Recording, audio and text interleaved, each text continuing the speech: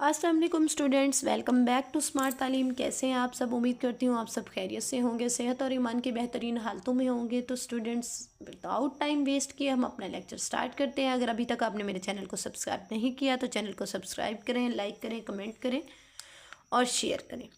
तो बेटे, हम सेल साइकिल पढ़ रहे थे। हमने जो है माइटोसिस जो है कल डिस्कस किया था, पार्ट 1। तो आज हम उसका पार्ट 2 पढ़ रहे हैं। तो पार्ट 1 का जो है आपको लिंक डिस्क्रिप्शन में मिल जाएगा, डिस्क्रिप्शन बॉक्स में। तो आप जाके वो वीडियो भी देख सकते हैं, जिसमें हमने माइटोसिस के 2 फेजेस जो है, फर्स्ट फेज़ प्रोफेज और सेकंड मेटाफेज डिस्कस किया था। तो इस वीडियो के अंदर बच्चे हम डिस्कस करने लगे हैं इसका फेज़ एनाफेज, टीलोफेज और जो है इसकी सेकंड टाइप साइटोकाइनेसिस, क्योंकि ये जो 4 फेज हैं ये हम कैरियोकाइनेसिस के पढ़ रहे हैं। तो बेटा, विदाउट टाइम वेस्ट किए हम स्टार्ट करते हैं अपने लेक्चर को। सबसे पहले हम स्टार्ट करते हैं एनाफेज से। एनाफेज में पहली बात लिखी हुई है, spindle fibres pull toward the poles, यानी कि जो स्पिंडल फाइबर है वो खींचने लग जाता है टूवर्ड द पोल्स। पोल्स आपको पता है कि यहाँ पे जो है इस तरह से बने हुए हैं सेंट्रोसोम, इन्हीं के साथ स्पिंडल फाइबर होते हैं। अच्छा, ये स्पिंडल फाइबर क्या होने लगते हैं? अब खींचने लगते हैं। मतलब पहले तो ये क्रोमोसोम के साथ अटैच थे, अब ये इस तरह खींचने लगते हैं अपने आप को। तो बेटा, जब ये खुद को खींचने लगते हैं तो जाहिर ही बात है क्रोमोसोम भी इन्हीं के साथ इस तरह होंगे। जब वो खींच रहे हैं, एक खिंचाव आ रहा है, तो वो खिंचाव आपको इसी सूरत में नज़र आएगा कि क्या होगा, आपके जो क्रोमोसोम्स हैं वो भी उनके साथ खींचने लग जाते हैं। वो भी क्या होते हैं बेटे, उनके साथ खींचने लग जाते हैं और वो इस तरह से एक जो है शक्ल बना देते हैं। Due to pulling chromosomes, sister chromatids separate, two similar sets of chromatids move toward the poles of the cell. क्या होता है कि सिस्टर क्रोमेटिड जो है क्या हो जाते हैं, खींचने लग जाते हैं। आधे इस तरफ को मूव कर लेते हैं, आधे इस तरफ को मूव कर लेते हैं। इस तरह ये होता है। अगली जो उन्होंने लाइन कही, two similar set of chromatids क्या होते हैं, पोल्स की तरफ चले जाते हैं। तो ये इस तरह जो है पूरा जो सेट है, एक सेट उस तरफ चला गया है, एक उस तरफ। ये मैंने अभी डॉट डॉट से इनकी लाइन बनाई है, अभी ये लाइन बनना शुरू होगी। न्यूक्लियर इन्वेलप जो है इनके साथ डेवलप होना स्टार्ट होगी। फिलहाल तो ये स्पिंडल इनके साथ लगे हुए हैं, क्योंकि इन्होंने इन्हें खींचा है तो ये इस तरफ आ गए हैं। नेक्स्ट वो कहते हैं टीलोफेज में क्या होता है, new nuclear envelope forms around each set nuclear reforms. क्या होगा बेटे? सबसे पहली बात कि जो भी सेट था उनके अराउंड न्यूक्लियर इन्वेलप बन गया। सेट क्या था? इस तरह से ये ऊपर न्यूक्लियोलस मौजूद था, ये सेट था। क्रोमोसोम्स जो हैं इस तरह से थे और यहीं पे एक आपको पता है सेंट्रोसोम उस तरफ था, एक उस तरफ था। तो ये क्या हुआ, एक इन्वेलप इनके दरमियान बनना शुरू हो गई। अच्छा, nuclear envelope nucleolus reforms both set of chromosomes unfold back into chromatin. अच्छा जी, बिल्कुल उसी प्रोफेज वाली हालत में आ गए जो हमने पढ़ा था। अब वो कहते हैं कि दोनों सेट क्या हुए हैं, अनफोल्ड हो गए हैं और वापस जो है क्रोमोसोम्स इनके जो है ख़त्म हो गए हैं। अब ये वापस क्रोमेटिन की फॉर्म में आ गए हैं, बिल्कुल उसी फॉर्म में जहाँ से सब शुरू हुआ था, उसी फॉर्म में ये अब वापस आ गए हैं। साथ आपको बताने का मकसद ये है ताकि आपको साथ के साथ रिमेंबर हो जाए। ये चाहती तो मैं यहाँ पे वीडियो जो है, पिक्चर जो है एडिटेड फॉर्म में लगा सकती थी, लेकिन उस तरह आपको समझ ना आती। तो बेटे, ये होता है टीलोफेज के अंदर। होप्स हो कि आपको सारा बहुत अच्छे से समझ आया होगा। नहीं भी आया तो आप वीडियो को बार बार देखें और खुद से इस तरह से एक एक लाइन को जो है फिगर के साथ रिलेट करके पढ़ने की आदत डालें मेरे बच्चे, तो आपको सारा का सारा फिंगर टिप्स पे याद होगा।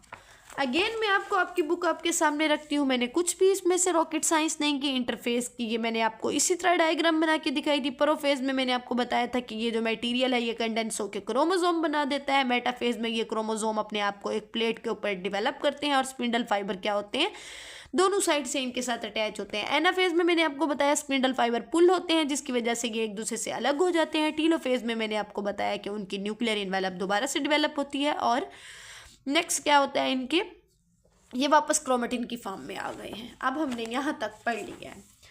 अब हम पढ़ने लगे हैं बेटे साइटोकाइनेसिस। साइटोकाइनेसिस क्या होती है? साइटोकाइनेसिस आपको पता है बेटे डिवीजन ऑफ साइटोप्लाज्म को कहते हैं। ये तो न्यूक्लियस की डिवीजन तो हो गई, अभी भी ये एक दूसरे से जुड़े हुए हैं। जो मैंने इस तरह से बीच में बना दिया है, इस तरह नहीं था, ये इस फॉर्म में था। ये देखें अभी भी ये जुड़े हुए हैं एक दूसरे से, क्योंकि इनका साइटोप्लाज्म अभी भी अलहदा नहीं हुआ। एनिमल में बेटा क्या होता है, ring of microfilament make the furrow. Furrow कहते हैं इस तरह, ये इस तरह देखा है, ये बीच में जो एक गड्ढा सा पड़ता है, जाहिर बात है जब ये गड्ढा पड़ेगा तो आराम से ये सेल जो है दो हिस्सों में डिवाइड हो जाएगा। तो ये बीच में क्या बनाते हैं, माइक्रोफिलामेंट एक रिंग बनाते हैं। ये रिंग कॉन्ट्रैक्ट होती है। कॉन्ट्रैक्ट कैसे होती है, ये देखिए आपको नज़र आ रहे हैं बीच में ऐसे, पहले ऐसे थी फिर वो ऐसे कॉन्ट्रैक्ट होती है और फरो जो है अंदर की तरफ मूव करती है, जिसकी वजह से पेरेंट सेल पिंच होके दो में डिवाइड हो जाता है। इसको मैं आपको फिगर दिखाती हूँ इसकी। ये देखें, ये जो है दोनों सेल्स हैं, इनके अराउंड जो है बन गई है मेम्ब्रेन, क्रोमेटिन भी बन गया है। अब ये बीच में जो है, सॉरी अगर आप इसको दोबारा थोड़ा गौर से देखें, ये देखें, ये जो आपको नज़र आ रही है ये रिंग है। ये जो रेड कलर में मैंने बनाई है ये रिंग है असल में माइक्रोट्यूब्यूल्स की। ये वो रिंग है जो दरमियान में बनती है, जिसकी वजह से फरो बनती है और सेल जो है बेटे दो में डिवाइड हो जाता है। सिंपल थी साइटोकाइनेसिस एनिमल्स के अंदर। प्लांट्स के अंदर क्या होता है, प्लांट्स में बेटा गोल्जी अपरेटस होता है, वो वेजिकल बनाता है। ये वेजिकल जो है मिडल में आ जाती हैं, बिल्कुल आपस में मिल जाती हैं और एक प्लेट बना देती हैं जिसको हम कहते हैं फ्रेगमोप्लास्ट। ये प्लेट बेटे जो है ग्रो करती है।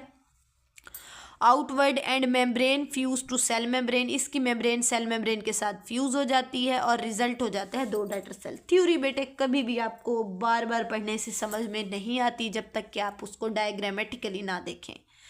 बेटे मैं तो खुद ऐसे पढ़ती हूँ, मैंने अल्हम्दुलिल्लाह अपने सारी स्टडी एजुकेशन कैरियर में या तो लिख लिख के याद किया है या फिर इस तरह से पढ़ा है कि साथ डायग्राम को रिलेट किया, क्योंकि मेरे किसी एक टीचर ने बताया था कि डायग्राम जो है बहुत इंपॉर्टेंट रोल प्ले करती है बायोलॉजी को स्टडी करने में। तो बेटे जब तक डायग्राम नहीं, अब देखिए मैंने इतनी बड़ी थ्योरी पढ़ दी कि गोल्जी अपरेटस की वेजिकल हैं, वो दरमियान में आ जाती हैं, वो आपस में मिलके एक प्लेट बना देती हैं, उसको फ्रेगमोप्लास्ट कहते हैं। और वो प्लेट जो है ग्रो करती है, मेम्ब्रेन के साथ मिल जाती है और सेल दो में डिवाइड हो जाते हैं। मुझे कुछ भी समझ नहीं लगी कि मैंने क्या कहा, बट जैसे ही मैं इसको फिगर के साथ रिलेट करती हूँ, मैंने क्या पढ़ा कि गोल्जी अपरेटस की वेजिकल्स, ये देखें ये जो आपको ब्लैक में नजर, वेजिकल क्या करती हैं, मूव करती हैं बिल्कुल सेंटर की तरफ और वो एक प्लेट बनाती जाती हैं जैसा कि आपको नज़र आती है। ये प्लेट जो है एक मेम्ब्रेन की शक्ल ले लेती है, जैसे ये देखें, और जाके सेल मेम्ब्रेन के साथ, मतलब ये आउटसाइड पे ग्रो कर रही है। पहले यहाँ पे दरमियान में थी ना, अभी इसने ग्रो किया है और जाके सेल प्लेट ने जो है सेल मेम्ब्रेन के साथ मिल गई है, इस तरफ से भी इस तरफ से भी, और सेल क्या हुआ है, दो में डिवाइड हो गया है। बिल्कुल वही बात आ गई। गोल्जी अपरेटस की वेजिकल ने मिडल में फ्यूज़ हुई, प्लेट बनाई, प्लेट आउटवर्ड मेम्ब्रेन के साथ फ्यूज़ हुई और सेल जो है दो में डिवाइड हो गया। और ये सारी चीज़ आपके सामने डायग्रामेटिकली मौजूद है। तो बेटे यहाँ तक जो था ये आपका आज का लेक्चर था। If there is any problem, there is any issue, there is a below comment section, please to ask your question, I will provide your answers। अगर कोई मसला है तो आप कमेंट सेक्शन में बताएं, आपको उसका आंसर मिलेगा। कुछ समझ नहीं आई, इसके जो है आपको पार्ट 1 का लिंक जो है डिस्क्रिप्शन में मिल जाएगा, आप चाहें तो उसको विजिट कर सकते हैं। अगर अभी तक आपने मेरे चैनल को सब्सक्राइब नहीं किया तो आप इसको सब्सक्राइब करें। इंशाल्लाह आपको जो है हर अच्छी से अच्छी वीडियो इस चैनल पर मिलेगी, क्योंकि यहाँ पे ना सिर्फ आपको पूरा चैप्टर पढ़ाया जाता है बल्कि चैप्टर के साथ साथ आपको उसकी एक्सरसाइज भी सॉल्व कराई जाती है, MCQs plus short questions. Only in written form, जो कि आपको रिटन फॉर्म में दिए जाते हैं। ये नहीं कि पीछे से जो है चैप्टर खोला और आपको बता दिया कि भाई इस शॉर्ट आंसर का यहाँ आंसर जो है यहाँ तक है, बिल्कुल भी नहीं, इस तरह नहीं पढ़ाती मैं। जो भी शॉर्ट आंसर है वो मैं आपको लिख के बताती हूँ। सिर्फ लॉन्ग क्वेश्चन है जिनके लिए मैं आपको लेक्चर मेंशन कर देती हूँ कि फ़लाँ लेक्चर आप जाके देख लें, और वो आपका लॉन्ग क्वेश्चन होता है। Okay students, if you have not subscribe my channel, please subscribe the channel, press the bell icon so that you may get new notification for further videos. Okay students, invite your friends, also share the video, comment. Okay, stay connected. Thank you and Allah Hafiz.